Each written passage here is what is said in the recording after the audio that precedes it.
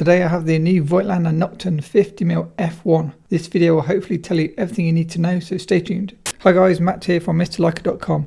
This is a quick, no frills, info packed video, hopefully answering all of your questions about this lens. A second video will follow, so make sure to hit the subscribe button and turn on your notifications, and you also have a chance of winning my monthly giveaways. This is now the fastest lens from Voigtlander in Leica M mount, and unlike many of the other fast primes from Voigtlander, this lens does come with a metal bayonet lens hood included. So let's quickly cover the spec and tell you a bit more about this lens. The lens has 9 elements in 7 groups with 12 aperture blades, meaning your bokeh balls are going to be pretty much circular at all f-stops. If I take the lens hood off, this lens is designed with the very latest ground spherical element, which is designed to give sharp images wide open yet interesting bokeh. In terms of size and weight, I can bring in 2 other fast 50mm lenses that I own to give an idea of how it compares size-wise. So here you can see on the left the TT Artisan's 50 0.95 lens. I have a full review to come on that lens, so again make sure you hit subscribe if you want to see that full review coming soon. And then I also own the Leica Nokton 50mm f1 version 2 lens. As you can hopefully see, the Nokton is the smallest of the 3 lenses, and it has the second widest filter thread. The old Leica is a 60mm filter thread, the new Nokton 62,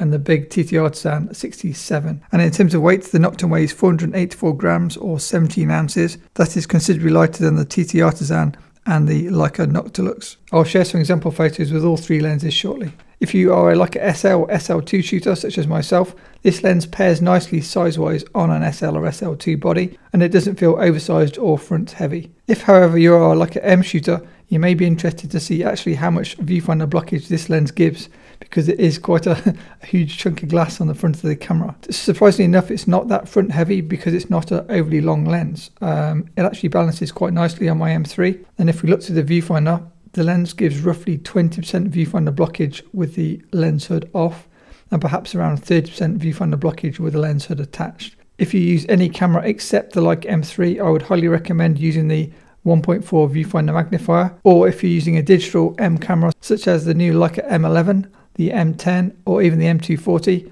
I would highly recommend using the EVF for more accurate critical focusing when using an M camera. The lens has a focus throw of around 90 degrees and has a close focus distance of 0.9 meters. 0.9 meters close focus distance may be a limitation if you're an M shooter, but if you're an SL, SL2 shooter, or even like a CL, you can use the 7 Artisan's close focus adapter that I use, and this helicoid allows you to then focus the lens closer than 0.9 meters. In terms of the character of this lens, if we first look at vignetting, like all fast lenses, this lens is going to show vignetting wide open, and then as you stop the lens down, this does reduce. In terms of sharpness and bokeh, this lens offers a nice mix of both. The lens is more than sharp enough for wide open, yet the ground spherical elements help to give like a swirly bokeh with kind of a cat-eye bokeh at the edges. For me, this is really nice for portraits and a great balance of both. I was interested to see how the lens compared to the TT Artisan 50 0.95 and also the Leica Nokton 50 f1.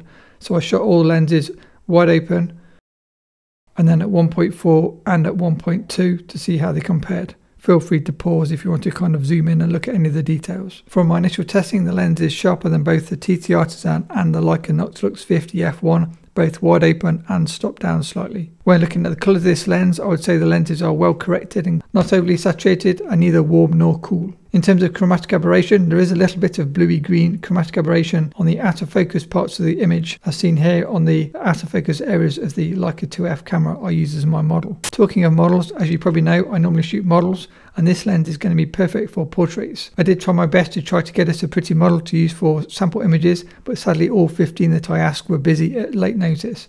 I will do a full trip overseas with proper testing as I do with my other videos. With that said, I had to settle for selfie testing just to get an idea of how this lens performs for portraits. On the left you see the Voigtlander Nokton 50 f1, and on the right the Leica Nokton 50 f1. You can hopefully see the improved contrast and sharpness of the Nokton 50 1.0 versus the older Nokton.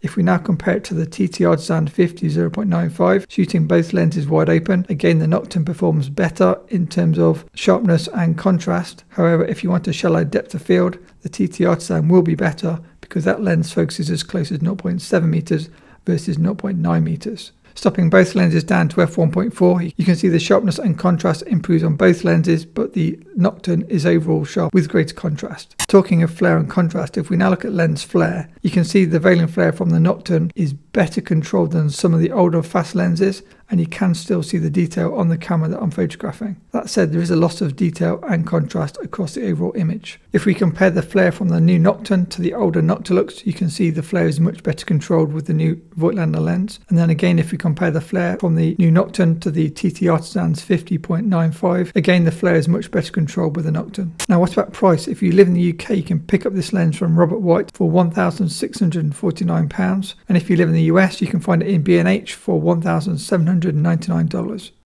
If that sounds way above your budget, definitely consider the TT Artisan 50 0.95, which comes in 3 times cheaper at £576 or $755, as seen in the links below. Lastly, if you're a Leica shooter and you prefer Leica, the Voigtlander offers you a lens 7 times cheaper than the current production Leica Noctilux M50 0.95, which costs £9,600 or $12,795. Suddenly the Nokton seems a really good price. Okay, so moment of truth. First impressions. Can I recommend this lens after only having it for a couple of days? My first impressions, I'm really impressed with this lens. It is very well corrected, yet still full of character. The Voigtlander Nokton 50 f1 now offers a happy house between the higher priced Leica lenses and the lower priced non-calibrated TT Artisan 50 0.95. This lens is better corrected than both the vintage Leica and the modern TT Artisan, and is probably more similar to the modern Leica Noctilux 50 0.95 and offers, perhaps you could argue, 80-90% of the performance. If you currently use the Voigtlander Nokton 50 f1.2, is the 1.0 more of an upgrade? Yes, in terms of it is now much sharper wide open, and you won't get the glow look that you get from the 1.2. Is this the perfect portrait lens?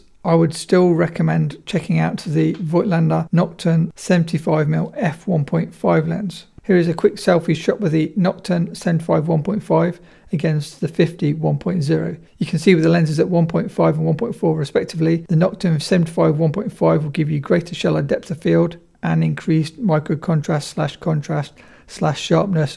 And if you're looking for the perfect 50mm lens, if you're happy with f1.4 maximum aperture, again here's a selfie shot with the Leica Sumlux 50 1.4 spherical against the Nokton 50 1.0. You can see that the Leica Sumlux 50 1.4 is better in terms of micro contrast and sharpness wide open at 1.4, and it also focuses to 0.7 meters, allowing you to get a shallower depth of field on your M camera. Lastly, for completeness, I don't own this lens, but if you own the Voigtlander Nokton 50 1.1, how does the 1.1 compare to the 1.0? The 1.1 you could call a previous generation lens, and the 1.0 is kind of the latest generation lenses. The 1.0 is a lot sharper wide open and is going to give you more interesting bokeh, so it's probably the best of both worlds. You can find the older Nokton 50 1.1 lens used for around £550, but for that price I would definitely recommend considering the TT Artisan 50 0.95 instead, which is going to give you a similar glow look but potentially better in other areas. And with that said, a massive thank you to Flaghead Photographic, who sent me the Voigtlander Nokton to test.